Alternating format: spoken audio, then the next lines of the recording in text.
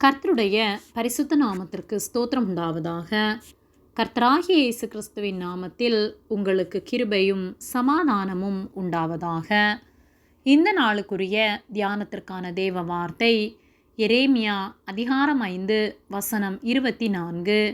அந்தந்த பருவத்திலே எங்களுக்கு மழையையும் முன்மாரியையும் பின்மாரியையும் கொடுத்து அறுப்புக்கு நியமித்த வாரங்களை எங்களுக்கு தற்காக்கிற எங்கள் தேவனாகிய கர்த்தருக்கு பயந்திருப்போம் என்று அவர்கள் தங்கள் இருதயத்திலே சொல்லுகிறதில்லை. பிரியமானவர்களே, நாம் ஆராதிக்கிற நம் தேவனாகிய கர்த்தர் நமக்கு அதினதின் காலத்தில் எல்லாவற்றையும் செய்து நம்மை நேர்த்தியாய் நடத்துகிறவராய் இருக்கிறார். ஒவ்வொரு நாளும் அந்தந்த நாளுக்குரிய தேவைகளை சந்தித்து அவர் நம்மை அழகாக நடத்துகிறார்.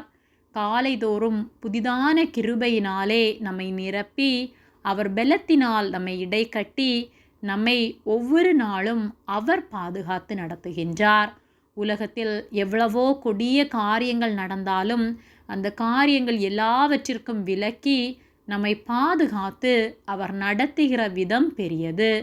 ஆனால் அவர் நம்மை நடத்துகிற அந்த அன்பை உணர்ந்து நாம் அவருக்கு நன்றி உள்ளவர்களாக இருக்கின்றோமா?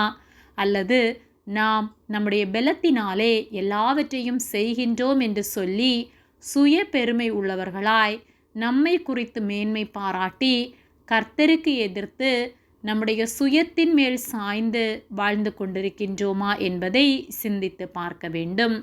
எரேமியா 5:24 அந்தந்த பருவத்திலே எங்களுக்கு மழையையும் முன்மாரியையும் பின்மாரியையும் கொடுத்து அறுப்புக்கு நியமித்த வாரங்களை எங்களுக்கு தற்காக்கிற எங்கள் தேவனாகிய கர்த்தருக்கு பயந்திருப்போம் என்று அவர்கள் தங்கள் இருதயத்திலே சொல்லுகிறதில்லை என்று வேத வார்த்தை சொல்லுகிறது.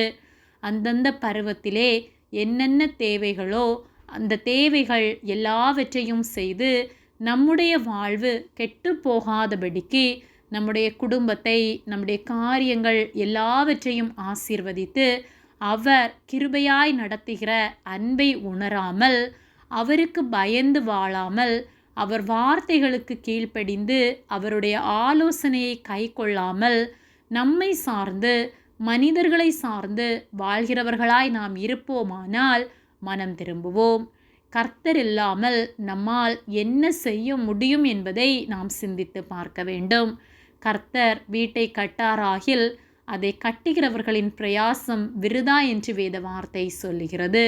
ஒரு காரியத்திலே கர்த்தர் இடைபடவில்லை என்றால், கர்த்தர் நம்மோடு கூட இல்லை என்றால் நாம் அதிலே மேன்மை உள்ளவர்களாக இருக்க முடியாது.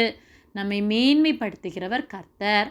ஒருவேளை நாம் செல்வாக்கு உள்ளவர்களாய் நல்ல உயர்ந்த நிலைமையில் காணப்படலாம். என்னுடைய பலத்தினால் இது உண்டானது என்று பெருமை பாராட்டாதபடிக்கு ஜாக்கிரதை உள்ளவர்களாய் இருப்போம்.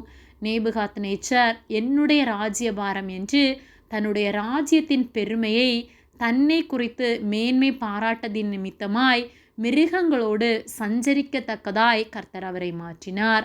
அந்த நாட்களிலே அவர் தன்னுடைய மேன்மை, தன்னுடைய பலன் ஒன்றும் இல்லை என்பதை உணர்ந்து கொள்ள கர்த்தர் அவருக்கு ஒரு வாய்ப்பை கொடுத்தார். ஆகவே கர்த்தர் நமக்கு தந்திருக்கிற ஆசீர்வாதங்களை நம்முடைய சுயத்தினால் உண்டானது என்று சொல்லி சுய பெருமை உள்ளவர்களாய் கர்த்தருடைய வார்த்தைகளுக்கு எதிர்த்து செயல்படாதபடிக்கு கர்த்தர் நமக்காக யாவற்றையும் செய்கிறார் என்பதை உணர்ந்து அவருக்கு நன்றி உள்ளவர்களாய், அவருக்கு பயந்து சுத்த இருதயமுள்ளவர்களாய், அவர் விரும்புகிறபடி நீதி உள்ளவர்களாய், அநேகருக்கு நற்கிரியை செய்கிறவர்களாய் அவரை போல வாழ்ந்து அவர் நாமத்தை மகிமைப்படுத்துவோம். கர்த்தர் நம் ஒவ்வொருவரையும் ஆசீர்வதித்து காத்து நடத்துவாராக. ஆமேன். ஜெபம். எங்களை அதிகமாக நேசித்து வழிநடத்தி வருகிற எங்கள் அன்பின் பரிசுத்த பிதாவே, இந்த நாளையும் நாங்கள் காணும்படியாக நீர் எங்களுக்கு ஜீவனை தந்த உம்முடைய அன்பிற்காக நாங்கள் உமக்கு நன்றி செலுத்துகின்றோம். நாங்கள் தியானித்த வார்த்தையின்படியே எங்களுக்காக நீர் எல்லாவற்றையும் செய்கிறீர் என்பதை உணர்ந்து உமக்கு பயந்து உம்முடைய வார்த்தைகளுக்கு கீழ்ப்படிந்து வாழ எங்கள் ஒவ்வொருவருக்கும் நீர் உதவி செய்யும்படியாய் ஜெபிக்கின்றோம். எங்களை உம்முடைய கரத்திலே தாழ்த்தி ஒப்பு கொடுக்கின்றோம். இயேசுவின் நாமத்தில் ஜெபிக்கின்றோம் பிதாவே. ஆமேன். கர்த்தர் உங்களை ஆசீர்வதிப்பாராக.